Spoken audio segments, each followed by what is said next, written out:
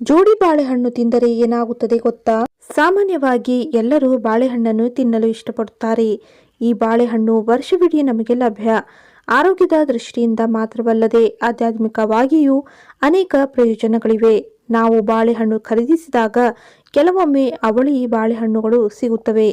ಅಂದರೆ ಒಂದು ಬಾಳೆಹಣ್ಣು ಮತ್ತೊಂದು ಬಾಳೆಹಣ್ಣಿಗೆ ಅಂಟಿಕೊಂಡಿರುತ್ತದೆ. ಇದನ್ನು ಅವಳಿ ಬಾಳೆಹಣ್ಣು ಎಂದು ಕರೆಯುತ್ತಾರೆ. ಅವಳಿ ಬಾಳೆಹಣ್ಣು ತಿಂದರೆ ದಂಪತಿಗಳಿಗೆ ಅವಳಿ ಮಕ್ಕಳು ಜನಿಸುತ್ತಾರೆ ಎಂದು ಹಲವರು ಹೇಳುತ್ತಾರೆ. ಇದಲ್ಲದೆ ದಂಪತಿ ನಿಜವಾಗಿಯೂ ಅವಳಿ ಬಾಳೆಹಣ್ಣು ತಿನ್ನಬಹುದೇ ಅಥವಾ ಇಲ್ಲವೇ ಎಂಬ ಅನುಮಾನ ಅನೇಕರಿಗೆ ಇರುತ್ತದೆ. ಈಗ ಆ ಬಗ್ಗೆ ತಿಳಿದುಕೊಳ್ಳೋಣ. ಅವಳಿ ಬಾಳೆಹಣ್ಣುಗಳನ್ನು ಮಕ್ಕಳಿಗೆ ಕೊಡುವುದಿಲ್ಲ ಮತ್ತು ದೇವರ ಪೂಜೆಗೂ ಇಡುವುದಿಲ್ಲ ಎನ್ನುವ ನಂಬಿಕೆ ಇದೆ. ಭಾರತೀಯರಿಗಷ್ಟೇ ಅಲ್ಲ, ಫಿಲಿಪೈನ್ಸ್ ದೇಶದವರು ಕೂಡ ಜೋಡಿ ಬಾಳೆಹಣ್ಣು ತಿಂದರೆ ಅವಳಿ ಮಕ್ಕಳಾಗುತ್ತದೆ ಎಂಬ ನಂಬಿಕೆ ಹೊಂದಿದ್ದಾರೆ. ಅಂದರೆ ಗರ್ಭಿಣಿ ತನ್ನ ಮೊದಲ 3 ತಿಂಗಳಲ್ಲಿ